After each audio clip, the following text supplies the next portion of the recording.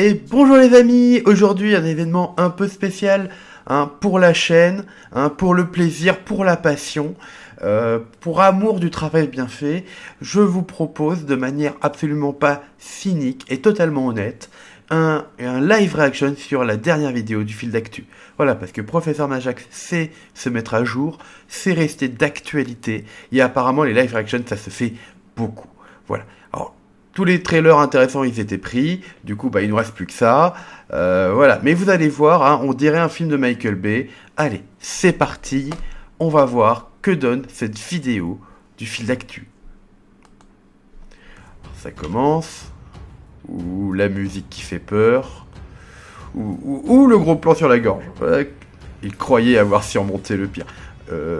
C'est un film de Michael Bay ou c'est une vidéo de communication? Il ne savait pas que le plus grand combat restait à venir. Ok, là c'est même plus du Michael Bay, là on est dans le Seigneur des Anneaux là. Ouah, alors là on est à la défense. Tiens, mais la défense ça me rappelle quelque chose. Attendez, stop.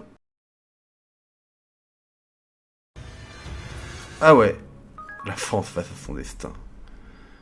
Bonjour à tous et bienvenue dans cette vidéo un peu Bonjour à toi spéciale. aussi. Aujourd'hui, oula, transition. 4 ans que le fil d'actu Oula, existe. alors pourquoi la forêt? Je vous ai dit, on est dans le Seigneur des Anneaux là. Il y a les Nazgûl, ils vont débarquer dans 5 minutes. Ouais.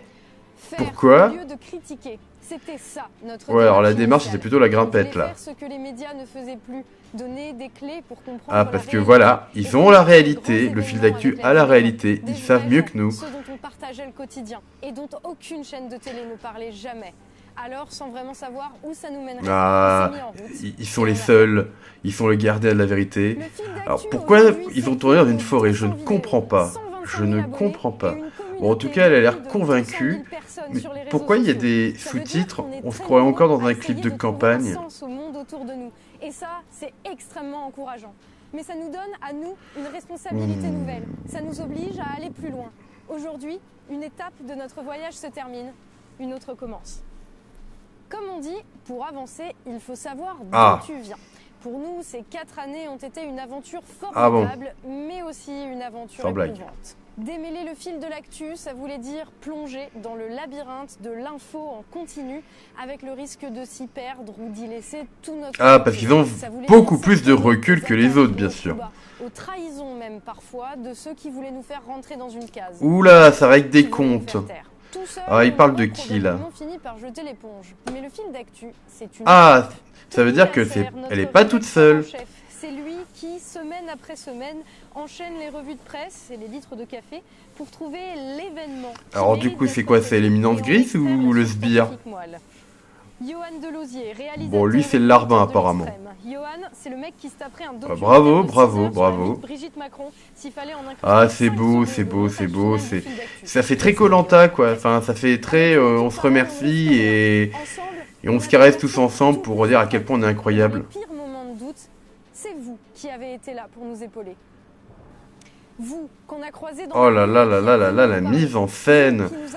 Il y a les cheveux au vent, il y a tout, mais ils sont en plein délire, c'est pas possible. Vous avez toujours été là. Pourquoi ce cadre de la forêt je comprends pas, c'est l'état de nature ou quoi?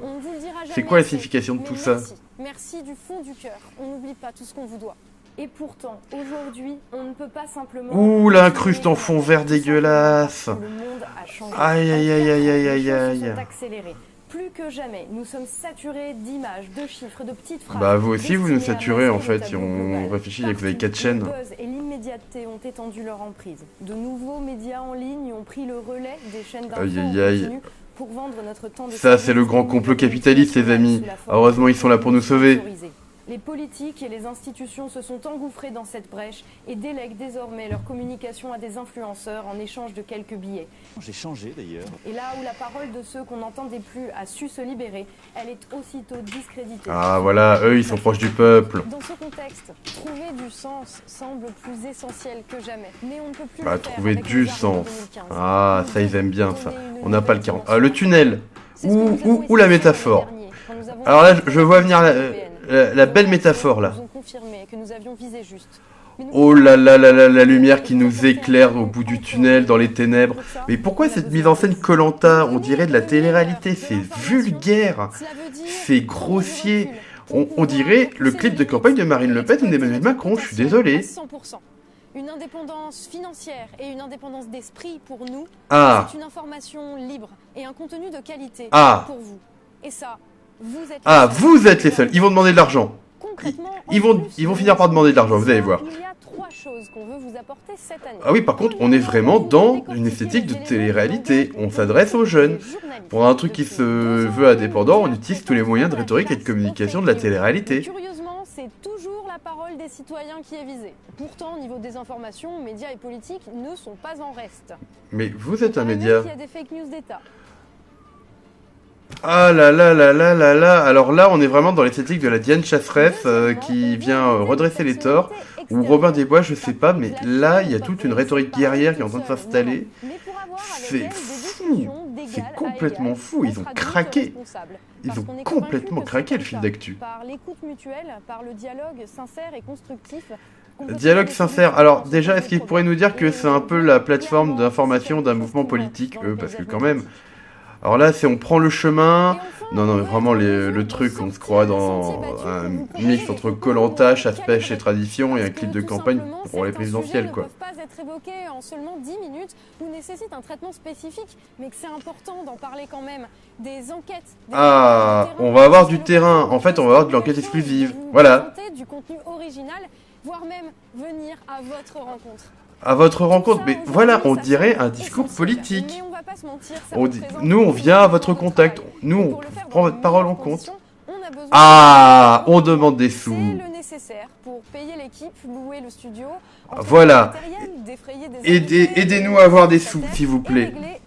8 000 euros. 8 000 euros, c'est le prix d'une information. Ah bon, alors une information de qualité, on a le prix. C'est 8 000 euros, les gars. Donc ça veut dire que pour avoir une info sûre, faut que vous payiez votre monde diplomatique 8 000 euros. D'ailleurs, c'est marrant comme ils en parlent jamais du monde diplomatique. C'est bizarre. Aidez-les. Envoyez des sous. Oui, oui, plein, oui. Ah, voilà, on veut le lien pour donner des sous. Une information libre, pertinente, mais aussi Est-ce qu'une information libre et indépendante, ça compte le fait qu'elle est chez V, qu'elle a fondé un parti politique, en tout cas un mouvement politique, pardon. Si seulement 2000 d'entre vous nous donnent 5 euros par mois, Et par contre, en fond, là, il y a le matos, là, les gars, c'est une faute professionnelle, ça. Pas très beau. Pour qu'on puisse vous donner le meilleur de nous. Ah, le meilleur d'eux-mêmes. Oula, on retombe là dans le Michael Bay. Là, on est badass. On dirait la bande-annonce de Fast and Furious 8, Rob and Shaw. C'est, oh là là, le ralenti. Oh là là là là, c'est beau. Avec le contrôle. Oh mon dieu, rejoignez l'aventure. On est sur du koh. On est vraiment sur du koh. C'est dégueulasse.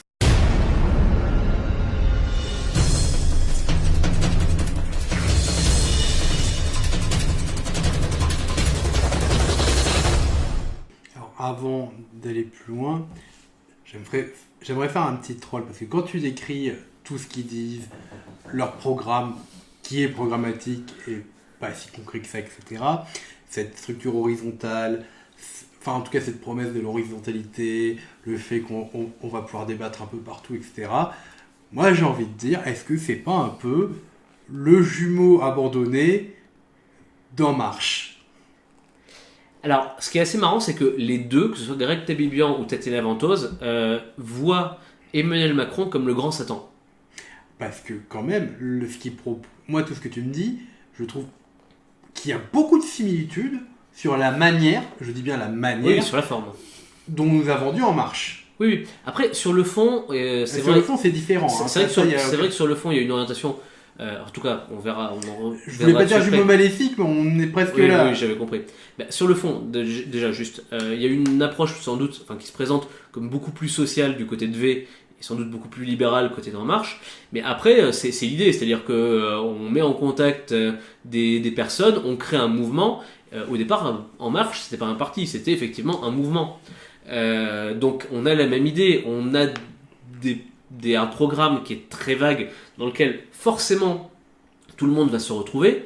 Alors, ceux qui ont des positionnements idéologiques bien marqués vont pas forcément se retrouver dans En Marche, mais pour les gens qui ne sont pas forcément très marqués idéologiquement, ils retrouveront toujours des choses qui vont les intéresser là-dedans. Donc il y a effectivement un point commun en termes de forme.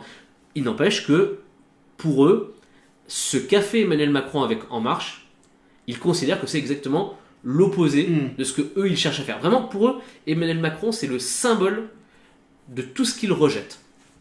Alors, on va y passer justement à cette question de la réalité, mais je peux pas m'empêcher de penser qu'il y a encore un point commun entre les deux, c'est que les deux se revendiquent du réel, d'une approche réaliste du monde, et que c'est eux qui ont le réel. Oui, alors, non seulement ils se présentent comme étant dans le réel. Alors pourquoi ils se présentent comme étant dans le réel ? Là, je vais vous faire un point vraiment sur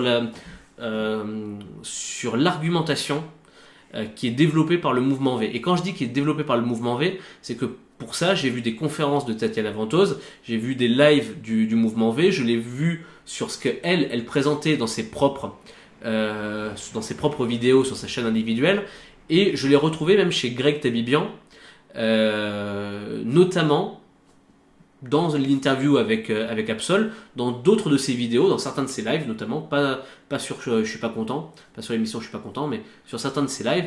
Et je l'ai retrouvé aussi dans une interview qu'il avait faite avec un youtubeur qui s'appelle Teddyboy RSA, qui est marqué franchement à droite. Alors pourquoi je dis franchement à droite ? Parce qu'il se revendique comme royaliste, et que des fois il a certaines conceptions, il est très viriliste, bon, voilà, il y a certaines conceptions qui sont même à la limite de la fachosphère. Alors oui, disons-le. Voilà.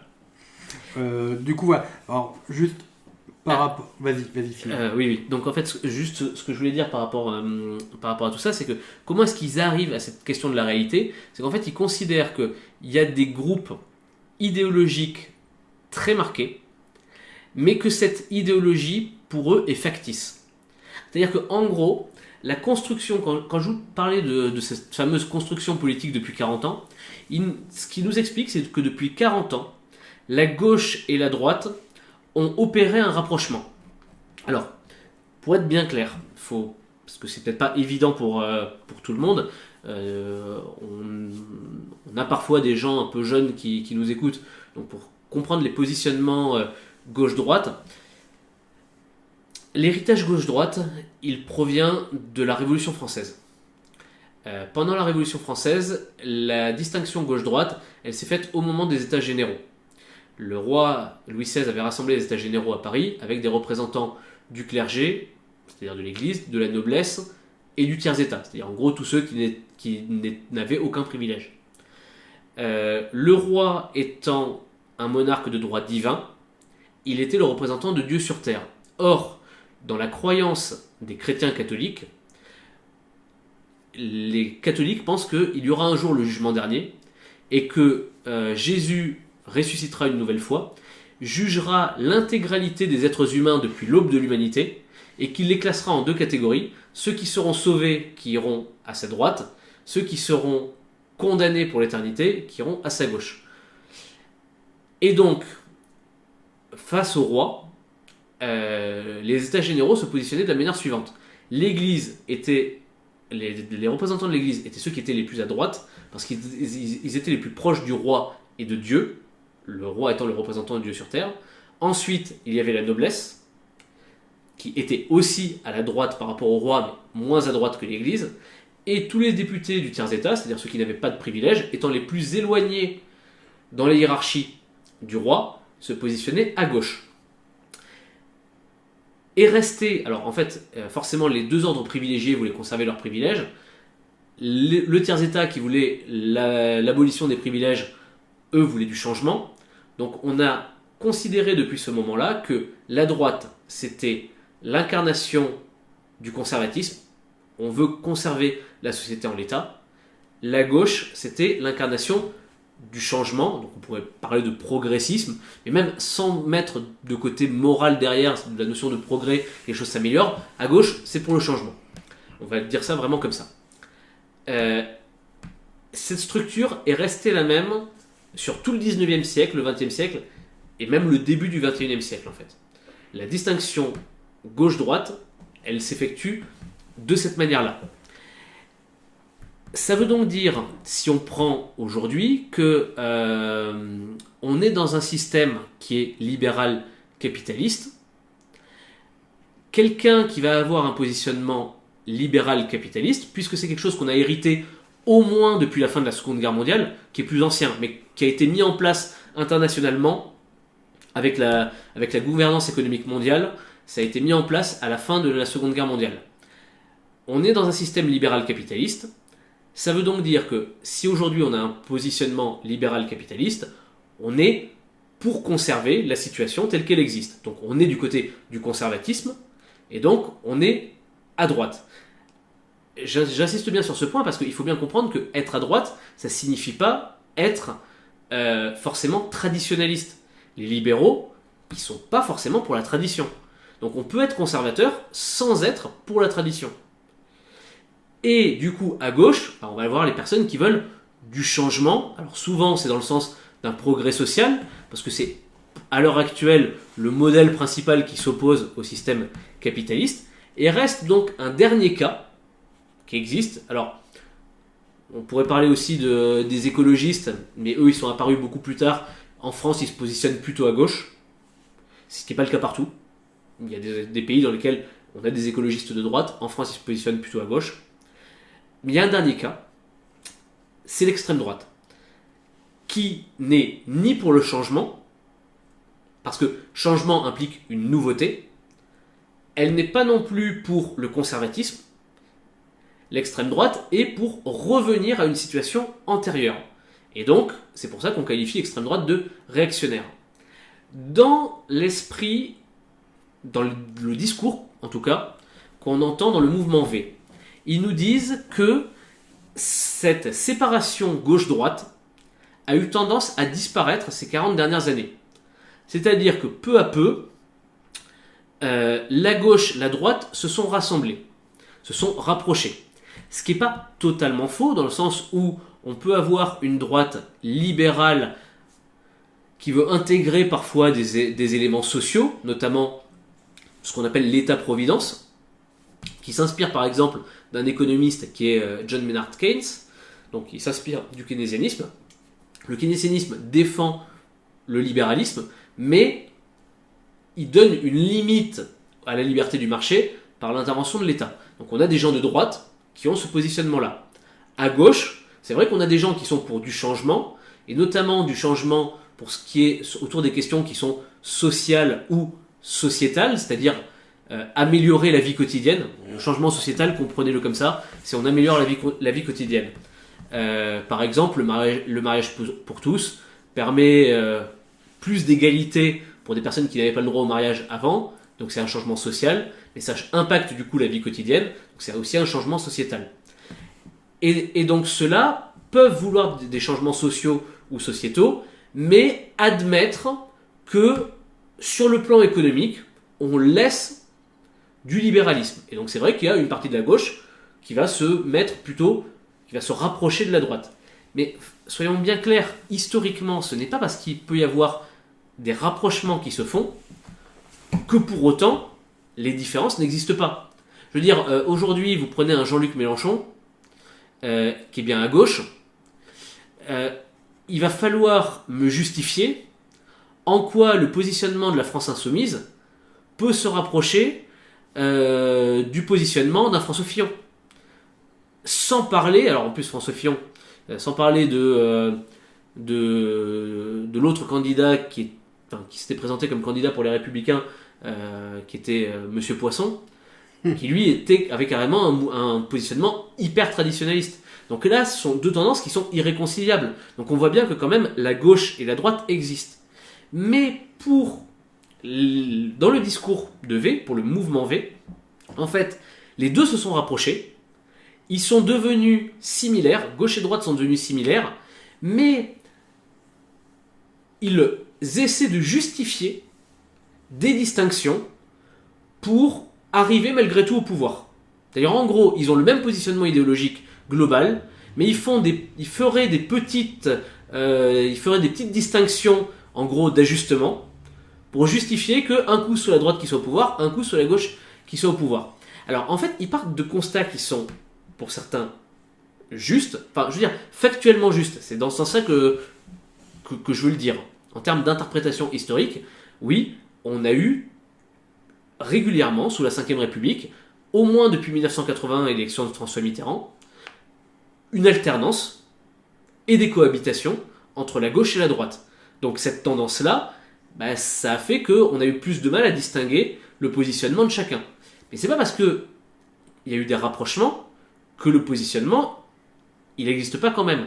Donc en fait, eux disent qu'ils ont tous la même idéologie, qu'ils ont des fois des petites prises de position secondaires qui les distinguent, pour pouvoir toujours rester au pouvoir et alterner l'un ou l'autre, gauche ou droite, et que en gros, ils ne sont pas dans la réalité. Alors ça, vraiment, c'est très important, c'est-à-dire qu'en gros, on aurait un groupe politique, une hiérarchie politique, une catégorie sociale de politiciens, quasiment, qui s'auto-entretiendraient dans le pouvoir, en ayant tous la même idéologie. Et en général, ils rajoutent à ça les médias qui vont soutenir aussi cette idéologie-là. Et ça justifierait, par exemple, l'arrivée au pouvoir d'un Macron. Macron serait le symbole de tout ça, puisqu'il ferait un peu le lien entre certaines valeurs de gauche, certaines valeurs de droite, qu'il a été soutenu par les médias, et donc pour eux, c'est en cela que Macron, c'est le grand Satan. Ok.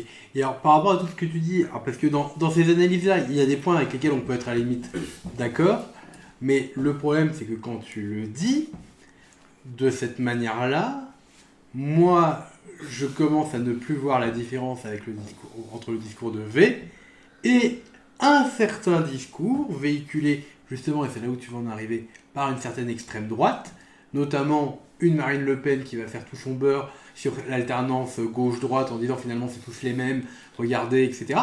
Alors, on ne dit pas que V a un discours globalement qui ressemble à l'extrême droite. Il n'y a pas tous les éléments racistes, homophobes, etc. qu'il peut y avoir. C'est pas ça que je dis.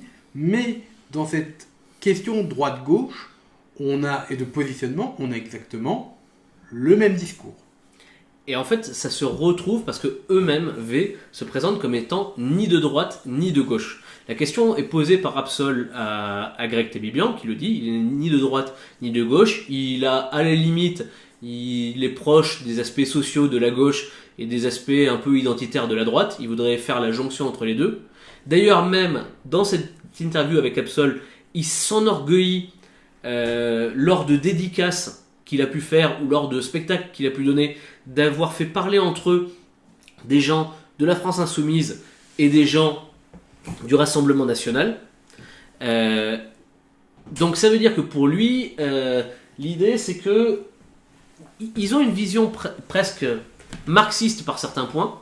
C'est-à-dire qu'en gros, il y a la classe dirigeante, les hommes politiques soutenus par les médias et par le pouvoir économique.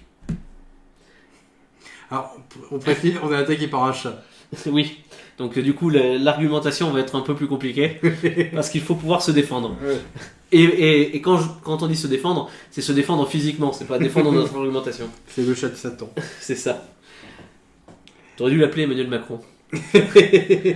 Oui, donc finalement, on retrouve ces similitudes-là, cette volonté de faire la jonction entre d'un côté des valeurs, on va dire, sociales, ce qui est exactement aussi le positionnement d'une extrême droite qui se revendique... Extrême droite sociale. Voilà, une extrême droite sociale qui se revendique du peuple, et derrière, des revendications identitaires bien marquées avec cette idée de... je vais pas dire la France éternelle, mais on en est en tout cas à la fierté de la nation française, la fierté de sa culture, avec justement un peu une exagération de cette identité française. En fait, Greg Tébibian, en fait, il classe tout le monde dans le prolétariat. Il dit ceux qui votent Rassemblement National, ceux qui votent France Insoumise, ce sont des prolétaires. Et donc, je veux faire la jonction de tous les prolétaires. C'est dans cela que je vous dis, il a une vision de la société quasi marxiste, de deux grandes catégories sociales, en gros les dirigeants et le reste de la population, et qu'à un moment il faut faire le consensus, il faut s'unir et il faut se retourner contre eux. Et comme en fait ceux qui seraient au pouvoir seraient des mondialistes, des européanistes convaincus, à un moment, Greg Tabibian, et c'est en cela aussi qu'on peut s'interroger encore une fois sur le positionnement, il avait appelé au premier tour de la présidentielle à voter Asselineau dans une de ses vidéos. Vous pouvez la retrouver, hein, elle est toujours en ligne. Il y a une vidéo dans laquelle Greg Tabibian appelle à voter Asselineau. Alors pourquoi pas, hein, on peut choisir de voter Asselineau.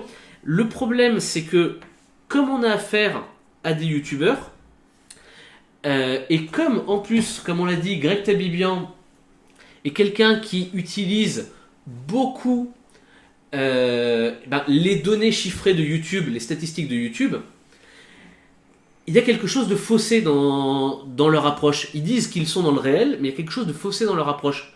C'est-à-dire que par exemple, si vous regardez, si vous analysez les interventions de ceux qui sont pro-Asselineau de manière générale sur les réseaux sociaux et en particulier sur YouTube, vous avez l'impression que Asselineau, il passe le premier tour des présidentielles, mais on les ferait maintenant les présidentielles, vous avez l'impression qu'il les passe les doigts dans le nez. Au final, il a eu moins d'1%. Et on ferait le vote aujourd'hui, il aurait toujours moins d'1%. Probablement. Allez, on va pas s'enflammer, mais quand bien même, on va dire moins de 5%. Ce serait pas quelque chose d'énorme. Ça veut donc dire qu'il y a une surreprésentation de certains discours sur Internet, et c'est souvent des discours extrêmes. C'est-à-dire qu'en fait, ceux qui ont une position plus modérée interviennent peu sur Internet.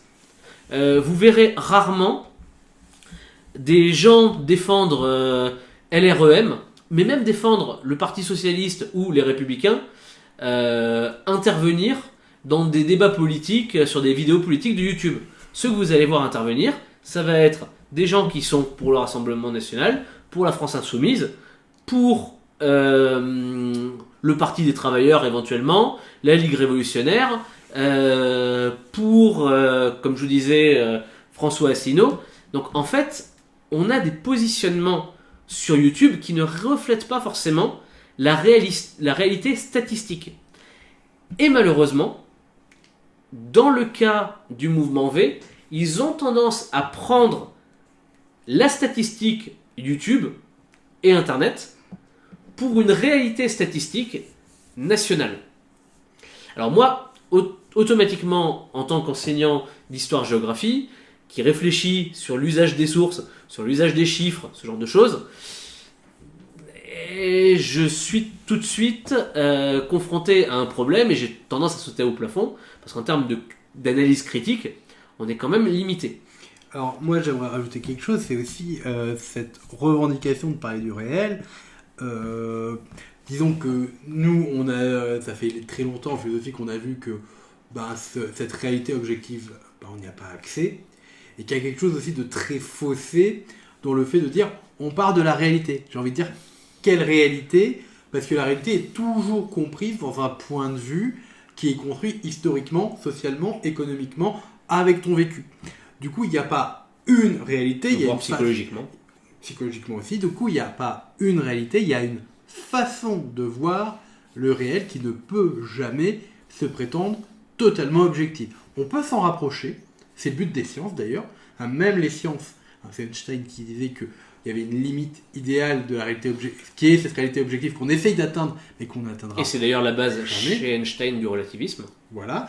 Et dire, nous on parle de la réalité, déjà ça paraît problématique. Et là je vais reprendre un peu la parole. Moi ça me rappelle, et c'est ce qu'on disait avant d'enregistrer, ça me rappelle énormément une philosophe extrêmement populaire aux États-Unis, et même, j'aimerais dire, une philosophe qui a façonné plus ou moins le monde dans lequel on vit et qui est très peu connue en France, c'est Ayn Rand. Alors, pour expliquer rapidement, Ayn Rand, elle a fondé un courant philosophique qui s'appelle l'objectivisme. Déjà, ça dit ce que ça veut dire. Ayn Rand, elle renvoie dans les cordes toutes les questions d'interprétation et de perspectivisme pour dire « moi, je vais traiter le réel ». Ayn Rand va baser toute une philosophie en disant il y a une réalité objective, c'est ça, le reste c'est de l'idéologie. Ça nous rappelle un certain pattern. Bon, la différence de V, c'est que Ayn Rand, c'est ce que j'aimerais appeler la papesse du capitalisme libéral, voire néolibéral, dans toute sa splendeur. Voire, pour elle, le capitalisme à l'américaine ne va pas assez loin. Hein. C'est-à-dire que elle est vraiment dans un libéralisme total, où l'État n'a aucune intervention à faire, sauf pour assurer la sécurité des individus. Il y a une revendication de la rationalité où chaque homme, pour être maître, doit utiliser sa raison pour être un être responsable. Ceux qui se sont laissés guider par des idéologies, c'est ce qu'elle appelle des esclaves. Et elle va même plus loin. Pour elle, l'altruisme est une morale de la mort. Il y a un côté très nietzschéen. On pourrait parler d'un Nietzsche du libéralisme. Pour elle, c'est l'individu qui compte avant tout. C'est une philosophie ultra-individualiste où un individu ne doit pas et ne peut pas sacrifier sa vie ou investir sa vie pour les autres. Et en fait, Ayn Rand, elle va essentiellement écrire sa philosophie sous forme de romans, notamment Atlas Shrugged et The Fountain, qui sont parmi les bouquins les plus achetés et les plus lus aux États-Unis. C'est-à-dire que les bouquins d'Ayn Rand, ils sont juste derrière la Bible aux États-Unis. Et en fait, elle va influencer toute... Pardon, on a un problème de chat. Je dois gérer le chat. On vient de subir une attaque en direct. Et Ayn Rand, elle écrit à la fin des années 40, début 50. C'est une Russe immigrée dont la famille a fui le communisme. Et elle arrive aux États-Unis dans les années 20. Et en fait, cette haine de tous les courants communautaristes, ça s'explique par son histoire. Du coup, en termes d'objectivisme, on repassera. Et en fait, elle va énormément influencer la classe politique, au point où des gens très différents comme Kennedy, Reagan, Clinton, voire même Obama, vont se revendiquer de la philosophie d'Ayn Rand. Elle était très proche de Reagan. Elle a apparemment inspiré tout le fonctionnement de la Silicon Valley et les fondateurs de Google et d'autres de la Silicon Valley, dont Steve Jobs, se revendiquent d'Ayn Rand. Bref, on est dans une philosophie objectiviste où en fait c'est la rationalité qui est la valeur suprême. On est dans un trip assez scientiste avec la raison et la science permettront de résoudre tous les problèmes. Il faut penser de manière rationnelle, ce qui est une valeur. Et en fait, quand j'entends ce que tu dis par rapport au mouvement V, alors on n'est pas du tout dans un néolibéralisme à la Ayn Rand, du tout, avec... Par contre, il y a cette revendication d'un objectivisme, c'est-à-dire il y a une réalité, c'est celle qu'on est en train de décrire, c'est nous qui avons le sens de ce qui est réel, le reste, ce ne sont que des idéologies, ce sont des forfanteries, hein, ce sont des interprétations fallacieuses ou mensongères pour nous tromper, nous, on a raison. Et en fait, ce positionnement-là, philosophiquement, pose énormément de problèmes et doit être considéré comme suspect automatiquement. Alors, en plus, pour en revenir à ce qu'on disait juste avant sur la question positionnement droite-gauche, bon, moi je vais aller aussi de ma petite citation. Il y a un historien qui a travaillé sur les positionnements politiques. Enfin, l'histoire politique est un champ qui a été très étudié en France, notamment par un professeur émérite de Sciences Po qui était René Raymond, qui a analysé qu'en fait la droite en France a toujours eu globalement la même structure depuis la Révolution. Donc, ce que je vous disais tout à l'heure, les simplifications que je vous ai faites, c'est notamment une des analyses de René Raymond. Mais même après, il distingue à l'intérieur de la droite des courants internes à la droite qui sont les mêmes depuis la Révolution française. Il parle des orléanistes, des légitimistes, des bonapartistes, et en fait, on retrouve quasiment ces organisations encore aujourd'hui. Les orléanistes, c'est ceux qui vont plutôt être au centre aujourd'hui. Ça va être une droite libérale mais ouverte sur quelques questions sociales, qui veut donner des droits. Les légitimistes, ça va être la droite très traditionnels. Les bonapartistes, ça va être ceux qui croient en un homme providentiel, comme c'était le cas par exemple avec Nicolas Sarkozy. Donc en fait, on a la structure qui reste la même. Mais il y a un autre historien qui s'appelle Zef Sternel, donc qui est un historien, alors bon, je le précise, qui est d'origine juive, et du coup il s'est intéressé aux questions d'antisémitisme en France, et en particulier à la construction de l'extrême droite en France, à la fin du 19e siècle, à peu près au moment de l'affaire Dreyfus, un petit peu avant, et avec toutes les conséquences que ça a eu par la suite. Et en fait, il a constaté que, quel qu'ait été le positionnement de l'extrême droite en France, c'est-à-dire qu'aujourd'hui, par exemple, le Rassemblement national, il ne se revendique pas antisémite. En tout cas, il ne se revendique plus antisémite officiellement. On n'est plus dans l'époque où Jean-Marie nous disait que les chambres à gaz étaient un détail de l'histoire. Et l'additionniste. Exactement. Et donc, en fait, par contre, même si le contenu du discours a changé, il y a des points qui restent identiques, et notamment le fait que l'extrême droite se présente toujours comme étant ni de gauche ni de droite. C'est ce que je disais tout à l'heure. Ils sont réactionnaires, donc ils sont ni de gauche ni de droite. Et en fait, le problème avec V, encore une fois, je suis pas en train de vous dire que V est d'extrême droite. C'est pas du tout ça qu'on vous dit depuis tout à l'heure. Ce que je veux faire comprendre, c'est que le positionnement de V, par certains aspects, est réactionnaire. Ça ne veut pas dire qu'ils sont d'extrême droite. Je précise qu'ils sont réactionnaires. Et on va voir exactement sur quel point. Ils se présentent comme étant ni de gauche ni de droite, parce qu'ils sont dans la réalité. Alors, ce qu'ils appellent la réalité, mais qui est en fait une construction, en gros, de la part de ceux qui ont fondé le mouvement. Ils ont des points communs sur lesquels ils se retrouvent, et donc ils ont fondé le mouvement. Pourquoi ils sont ni de gauche ni de droite? Parce qu'ils se retrouvent dans certaines idées qui sont à la fois de gauche et de droite, notamment les idées sociales, on disait, et identitaires. Et de ce point de vue-là, pourquoi est-ce que je vous dis qu'ils sont réactionnaires?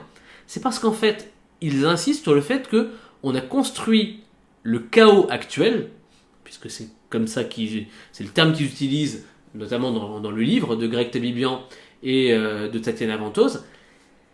On a construit le chaos actuel sur une politique menée sur les 40 dernières années, et en fait, quand vous regardez dans le détail, vous avez l'impression qu'ils regrettent une époque ancienne, et c'est en ça que on peut retrouver la fameuse émission de Greg Tabibian, Télé d'avant.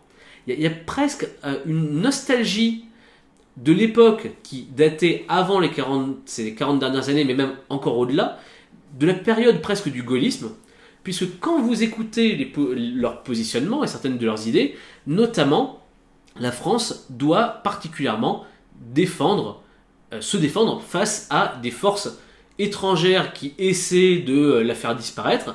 On parle pas d'ailleurs de flux migratoires. Non, voilà. là on parle... Ça pourrait être mal interprété. Là on parle géopolitiquement. Les forces étrangères, ça va être la puissance des États-Unis, la puissance chinoise, l'Europe, l'Union européenne. Et en fait, en cela, on est dans une logique très gaulliste. Et de ce point de vue-là, on peut considérer ça comme réactionnaire, dans la mesure où c'est revenir à une situation antérieure. C'est ça être réactionnaire, c'est revenir à une situation antérieure sur laquelle on a évolué. Encore une fois, je vous dis, j'ai pas précisé progresser. Progresser, ça sous-entend une idée morale de quelque chose qui serait bien et quelque chose qui serait mal. Mais sans se placer d'un point de vue moral, simplement factuel, la société a effectivement évolué dans ses conceptions politiques, et là il s'agirait de revenir en arrière. Alors de ce point de vue-là, ils ne sont pas les seuls à être réactionnaires. Aujourd'hui, quasiment toute la classe politique française se revendique de De Gaulle. Mais alors ce qui est amusant, c'est qu'ils se revendiquent de De Gaulle sur certains points. Alors que dans le mouvement V, on va retrouver énormément d'éléments qui renvoient à De Gaulle. Le référendum, c'était l'élément par lequel De Gaulle, que De Gaulle utilisait le plus pour gouverner. Ils sont pour le référendum, pour davantage de référendums, pour que le peuple s'exprime. Ils sont pour un positionnement donc de la France plus solide à l'international sur la question géopolitique. Ils sont pour davantage d'aspects sociaux et de protection. Or, dans la Constitution de 1958, De Gaulle a précisé que la République était indivisible, laïque, démocratique et sociale. Avant la Constitution de 1958, le mot social n'apparaissait pas dans la Constitution française. pour définir la République française. Donc ça, c'est, mine de rien, il y avait, même si c'était pas forcément l'homme politique le plus ouvert sur les questions sociales, il y avait quand même une dimension sociale de protection chez De Gaulle. Alors, j'ajoute que, voilà, à un moment, on s'est beaucoup posé la question de quelles étaient les figures tutélaires de V, notamment Ventose.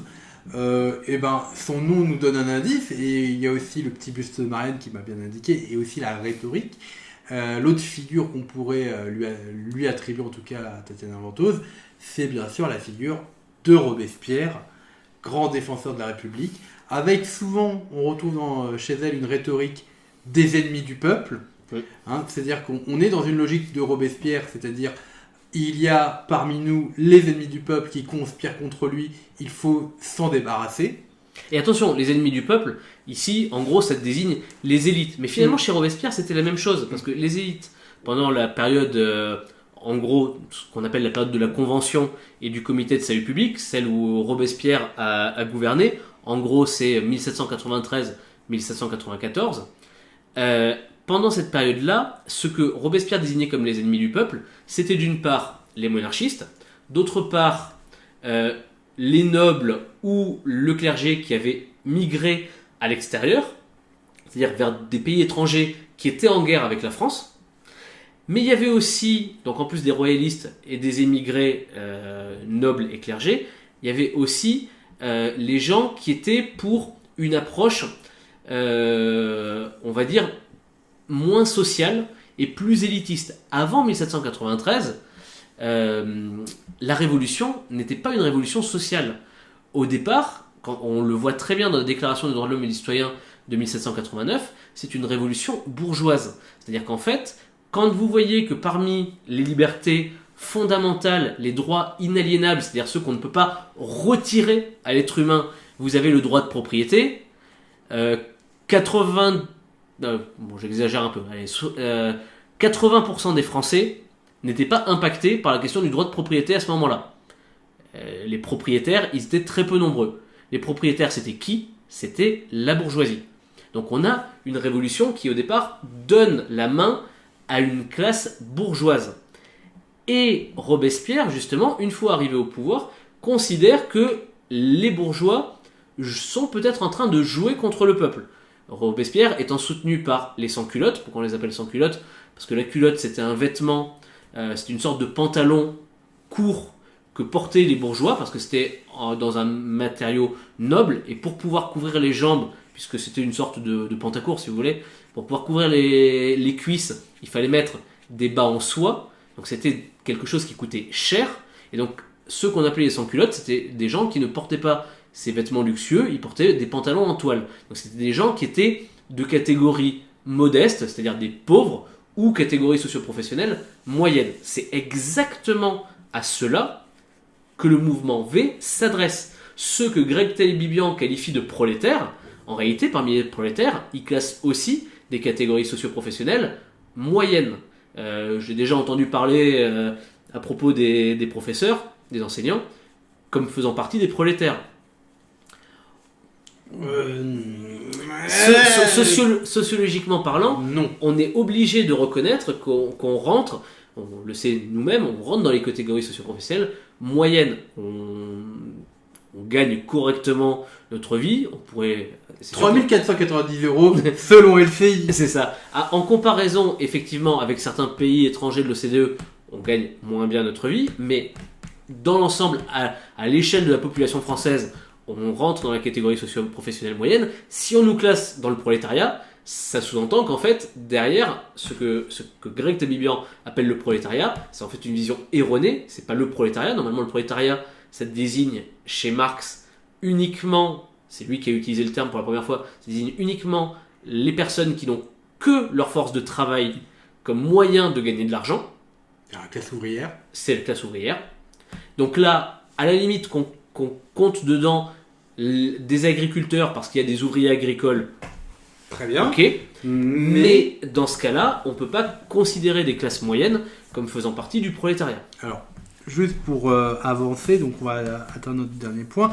Ce qu'on retrouve aussi par rapport à cette question de Robespierre, on retrouve cette idée d'un positionnement moral extrêmement fort qui vient justifier une pratique politique. Et ça, c'est peut-être pas évident pour tout le monde, mais morale et politique, ce sont deux domaines que l'on peut, voire même que l'on doit, distinguer. En tout cas, si on est un peu libéral politiquement comme moi. C'est-à-dire que... Alors, libéral, pas au sens économique. Hein. Voilà, je précise. C'est-à-dire quoi? C'est-à-dire que le domaine de la morale va déterminer ce qui est bien et mauvais. Le domaine de la politique va déterminer ce qui est juste et injuste. Par extension, légal, illégal. C'est ce qu'on retrouve, je fais juste la précision, par exemple, dans l'enseignement secondaire, avec l'enseignement de l'EMC, l'enseignement moral et civique. C'est ce qu'on retrouve au programme de philo. Également. Mais pourquoi est-ce qu'on fait cette précision morale et civique? C'est parce qu'en fait, le côté civique ou politique va s'intéresser à ce qui est juste, injuste, légal ou pas.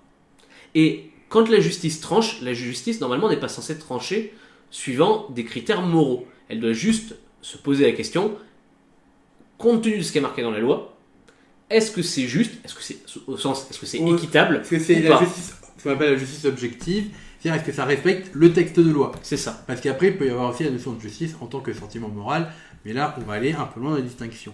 Mais, en tout cas, il y a cette idée qu'on distingue les deux, parce que ça nous permet de déterminer si un État fait une action qui est bonne ou mauvaise. C'est-à-dire, au-delà du légal ou de l'illégal, est-ce que l'action de l'État est bonne ou mauvaise, juste ou injuste sur le point de vue moral.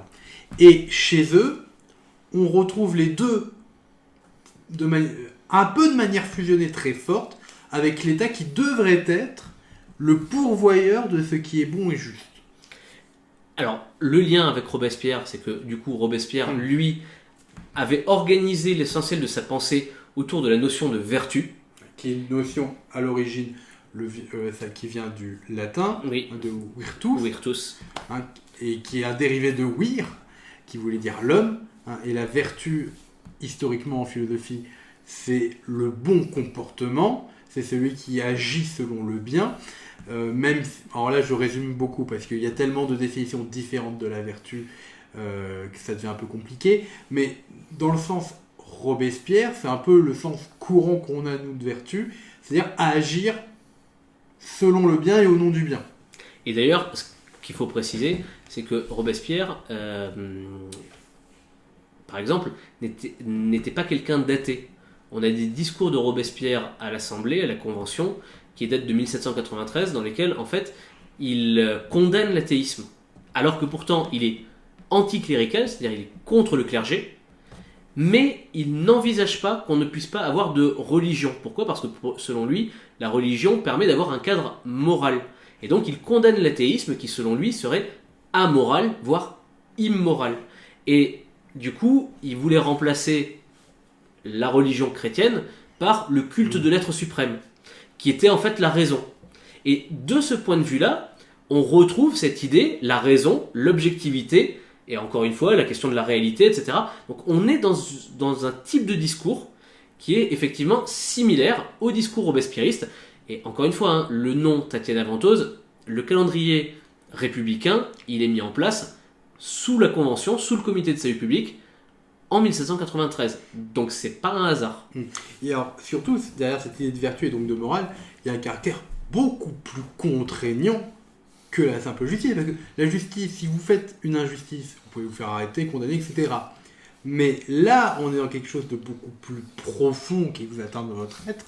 C'est de savoir, est-ce que vous êtes des hommes bons ou mauvais? Et du coup, ça fait peser un poids moral. On est dans l'obligation morale d'agir de cette manière-là ou de cette manière-là. Et le fait de se positionner d'un point de vue moral et d'y ajouter derrière les lois de la République, ça donne un caractère absolument contraignant à l'État. C'est-à-dire qu'il a un pouvoir quasi absolu parce qu'il n'est pas simplement du côté du légal ou de l'illégal. Il fait les choses pour le bien. Et alors, si je devais faire la citation bateau par rapport à ça, j'ai envie de dire l'enfer est pavé de bonnes intentions et que le problème c'est que face à un État tout puissant, parce que l'État représente une force toute puissante par rapport aux individus. Quand on est face à un État tout puissant qui est persuadé d'être du côté du bien, c'est extrêmement dangereux. On ne va pas vous faire le palmarès des États qui auraient agi selon le bien et qui ont abouti à des atrocités. Alors, par rapport à ça, pour illustrer, et alors, je vais pas faire On n'est pas en train de dire que c'est des dictateurs, mais Oui. on dit que c'est une pente glissante. cette indistinction, elle est vraiment glissante. Alors, je vais pas faire la tarte à la crème de la terreur par rapport à Robespierre, Ah bah, mais juste une autre chose qui va être peut-être même encore plus parlante, parce que on peut pas leur faire le procès de s'en être pris physiquement à des gens, d'être Oui, non, d'être non, un non, gouvernement c'est- terroriste. Ok, c'est pas ça du tout qu'on c'est dit. pas, hein. c'est pas l'idée. Mais on dit juste que la pente est glissante. Une illustration.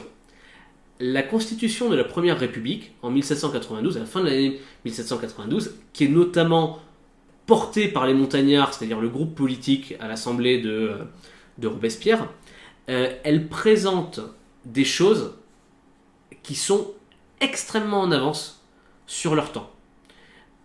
Par exemple, dans la constitution de la Première République, en 1792, il y a la sécurité sociale. Il y a l'école gratuite, laïque et obligatoire pour les filles et les garçons. Il y a l'abolition de l'esclavage. Sur ces trois éléments-là, abolition de l'esclavage, il est mis en place définitivement à partir de 1848. Avant, on va voir qu'il y a une tentative, mais qui n'arrive pas à durer. L'école gratuite laïque obligatoire pour les filles et garçons, c'est les lois Ferry 1881-1882, donc quasiment un siècle plus tard. La sécurité sociale 1945, donc 150 ans après. Pourquoi est-ce que j'insiste sur le fait qu'ils sont trop en avance sur leur époque ? Ça se justifie sans doute à l'époque, enfin moralement par rapport à leur vision du bien, mais quand on est en histoire, le plus difficile c'est de se sortir de la société dans laquelle on vit actuellement pour essayer de se repositionner dans la façon de penser à l'époque. Pour des citoyens de l'époque, même si la sécurité sociale, pour nous aujourd'hui, ça paraît une évidence que c'est quelque chose qui est très bien, à l'époque, ça ne paraît pas aussi évident que ça. À tel point que l'école et la sécurité sociale n'ont jamais pu être mises en œuvre. C'était dans la Constitution, mais ça n'a jamais été mis en œuvre. L'abolition de l'esclavage, ça n'est mis en œuvre que 2 ans après, en 1794, et ça ne dure pas très longtemps. Pourquoi ça ne dure pas très longtemps, l'abolition de l'esclavage, alors que là aussi, on pourrait se dire, justement, moralement, qu'il n'y a pas de raison de considérer des inégalités. Pourquoi à l'époque, c'est trop en avance sur son temps? Pas parce que les gens vont se dire que l'esclavage, c'est bien. La majorité des Français ne pensaient pas forcément que l'esclavage, c'était bien. Mais par contre, l'esclavage donnait du travail à beaucoup de Français. C'est-à-dire qu'en fait, qui profitait le plus de l'esclavage? C'était les grands propriétaires terriens dans les colonies. Ensuite, ils vendaient leurs produits à des marchands qui les ramenaient en Europe. Ça donnait de l'activité à des armateurs, c'est-à-dire des fabricants de bateaux. Donc il y avait des ouvriers qui construisaient les bateaux, des marins qui travaillaient sur les bateaux.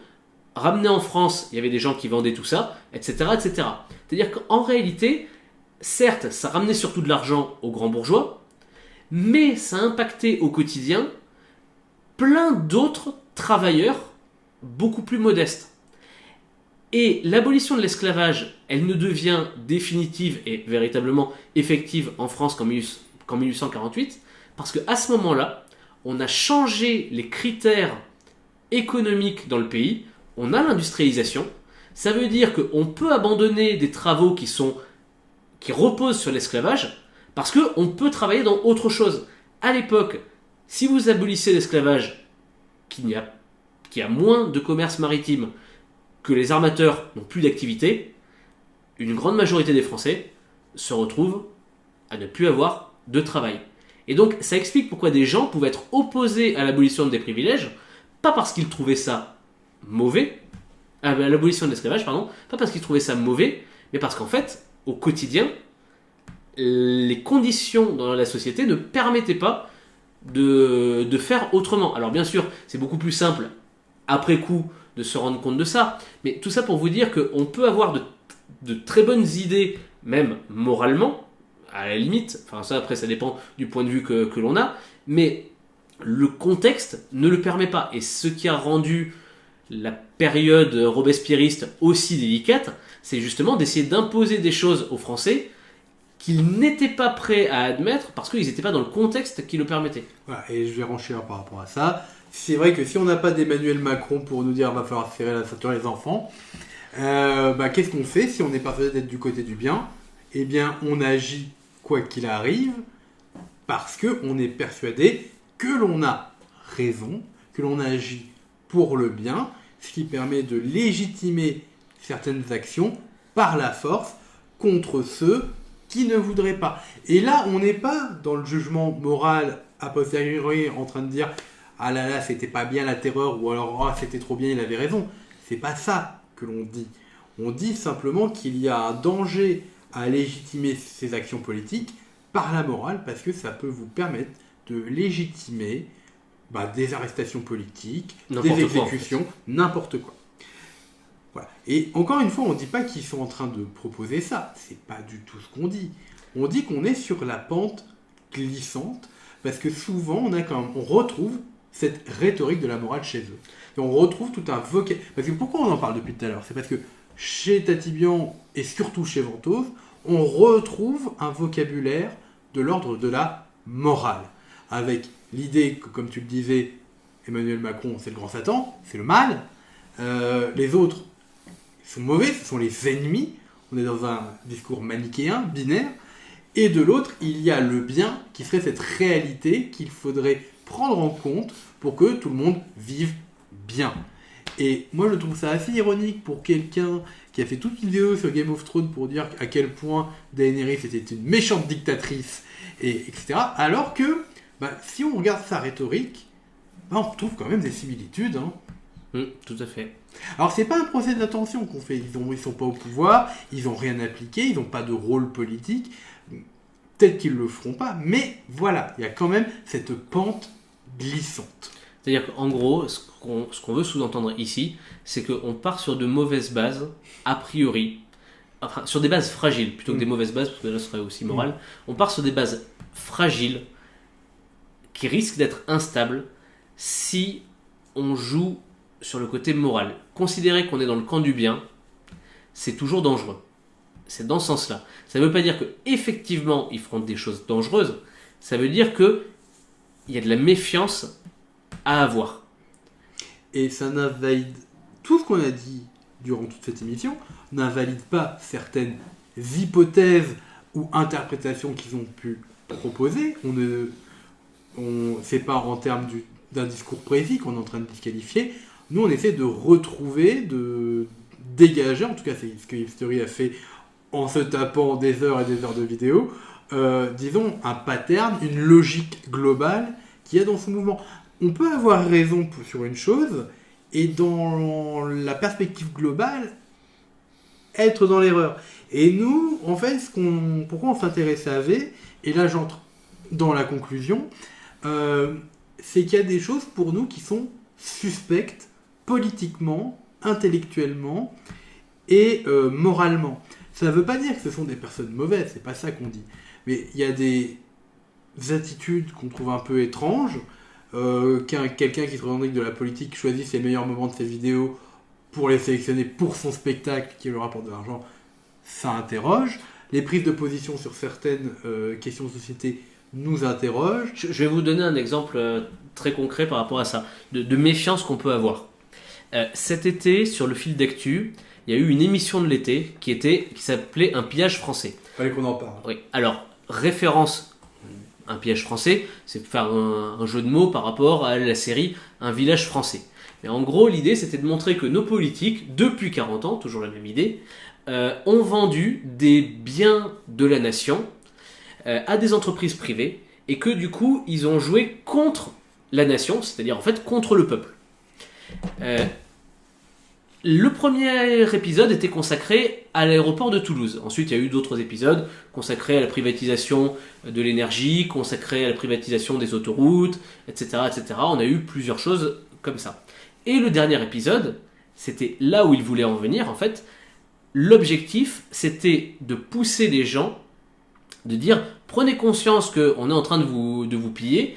Il y a une manière de résister à ça. En ce moment, l'État voudrait privatiser le groupe Aéroport de Paris, qui rapporte de l'argent à la nation. S'il le privatise, ça va faire donner de l'argent à des entreprises privées et ça va baisser la qualité de service. Alors il y a une autre argumentation, alors pour le coup qui est très juste, hein. Attention. C'est pas ça qu'on dit. Par exemple, quand ils disent que c'est un problème de vendre des aéroports à des entreprises privées, parce qu'effectivement les aéroports c'est la première frontière que l'on a, puisqu'en fait c'est par les aéroports qu'on a le plus de personnes qui viennent de pays étrangers en France, et quand bien même ce serait uniquement en tant que touristes, c'est massivement par les aéroports qu'ils arrivent, donc il faut faut que ce soit l'État qui ait un contrôle dessus. Ça, on peut reconnaître qu'effectivement, il y a une question qui se pose là-dessus. Mais il n'empêche que l'objectif, en fait, de toutes les missions de l'été, c'était d'arriver à pousser les gens, à la fin de l'été, à voter, parce qu'il y a en ce moment la possibilité de valider... Alors, on nous parle du RIC, référendum d'initiative citoyenne, en oubliant qu'il y a quelque chose qui existe depuis plusieurs années, qui est le RIP, référendum d'initiative partagée. Il faut qu'il y ait un certain nombre de députés et de sénateurs qui acceptent de proposer une loi au référendum, et il faut derrière, une fois que ça a été proposé, qu'il y ait suffisamment de personnes qui votent pour que ce référendum ait lieu. Et là, en fait, l'idée du fil d'actu, c'était de dire allez voter pour ça. Sauf qu'il se trouve qu'en parallèle, Greg Tabibian a publié une vidéo où il disait aussi d'aller voter pour ce référendum. Tatiana Ventose, à plusieurs reprises, a fait des vidéos où elle reprenait en fait exactement les mêmes informations que ce qu'il y avait dans le fil d'actu. Donc en fait, il ne varie pas les thématiques, c'est juste qu'il varie les chaînes pour essayer d'avoir plus d'audience, en espérant qu'ils n'aient pas forcément exactement les mêmes personnes. Ils auront certainement des personnes identiques, mais il y a aussi des personnes qui ne regardent que Greg Tabibian, d'autres qui ne regardent que Tatiana Ventose, d'autres qui ne regardent que le fil d'actu. Ils essaient d'avoir le plus de public possible pour dire la même chose, dire d'aller voter sur la page internet du RIP, de mettre sa voix pour dire on veut un référendum. En fait c'est ça, hein, c'est pas dire on est pour ou pas la vente d'aéroport de Paris, on est pour le référendum. Ils ont demandé ça. Et ils l'ont refait aussi sur la page de V. Et même d'ailleurs sur le site internet de V, c'est un des premiers bandeaux, il le martèle, etc. Donc en fait c'est quelque chose qui est depuis que le RIP existe, enfin depuis que ce projet existe, en gros il y a 6 mois pendant lesquels les Français peuvent aller se positionner par rapport à oui ou non on veut un référendum là-dessus.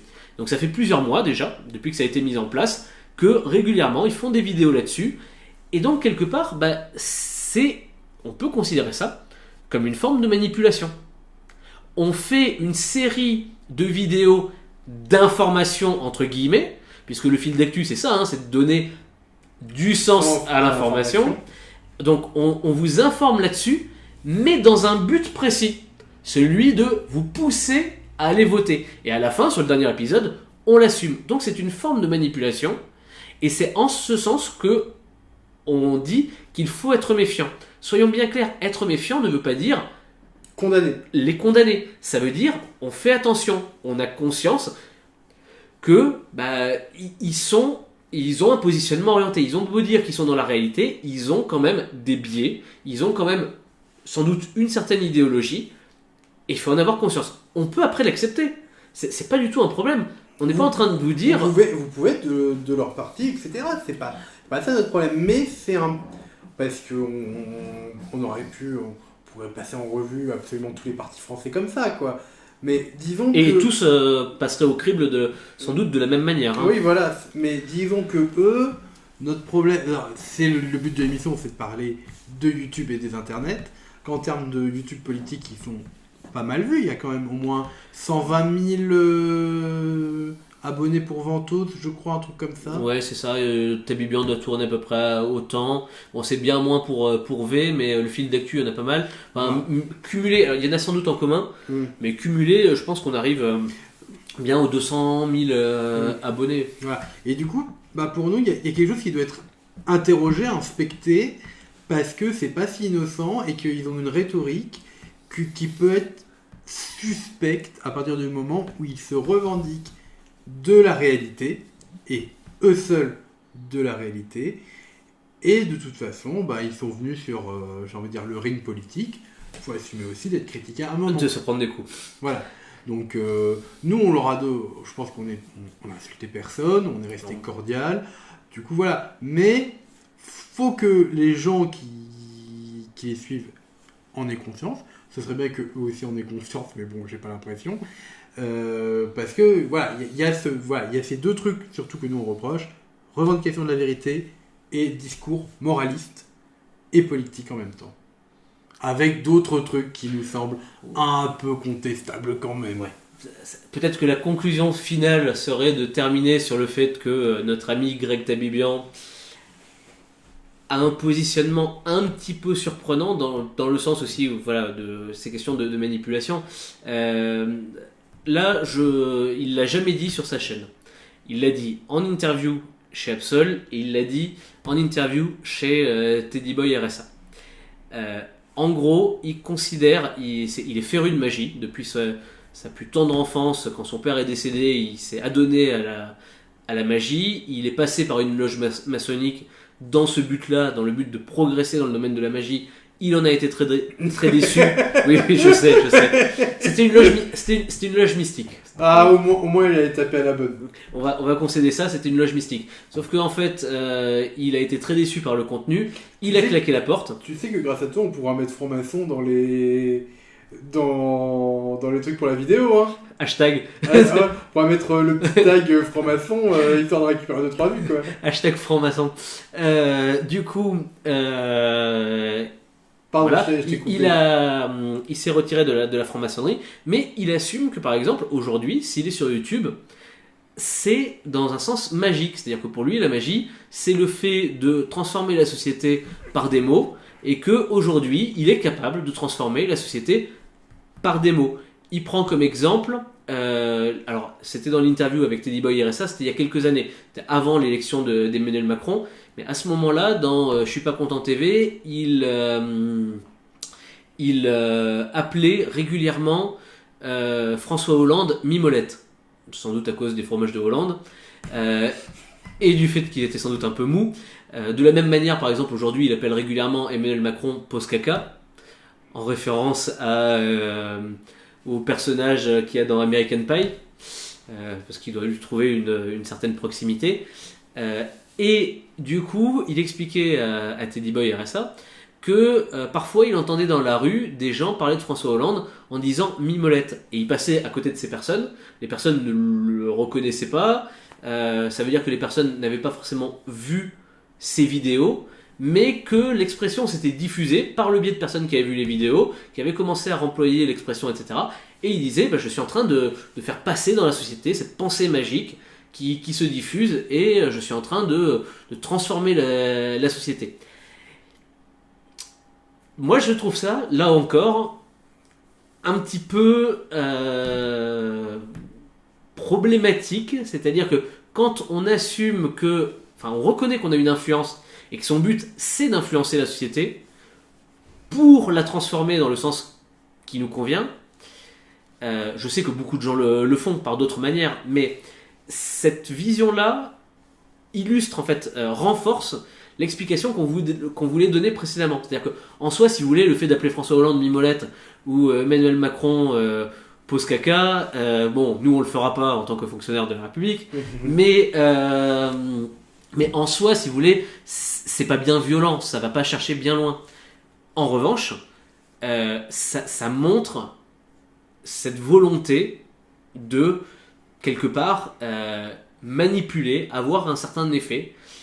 Et donc, nous, on pense, tous les deux, qu'il faut regarder les choses avec distance. Regarder avec distance, ça veut pas dire qu'il faut pas regarder du tout, il faut prendre du recul sur les choses. Et souvent, la véritable magie se révèle illusion. Et on peut terminer sur ça. On termine sur le prestige. On termine sur le prestige. Donc le prochain épisode sera sûrement consacré à la psychologie positive. Là c'est pareil, là on va avoir un bon gros morceau à décortiquer et là va falloir qu'on trouve 2-3 personnes à taper bien identifiées, hein, comme d'habitude. Oh, je pense que... On les a déjà trouvés. Il y en a qu'on a On déjà les trouvés. a déjà trouvés en fait. Donc voilà, on vous remercie de votre écoute. Merci beaucoup. Voilà, on vous souhaite une bonne journée ou une bonne soirée. Philosophiquement, Et historiquement, bien à vous. au revoir.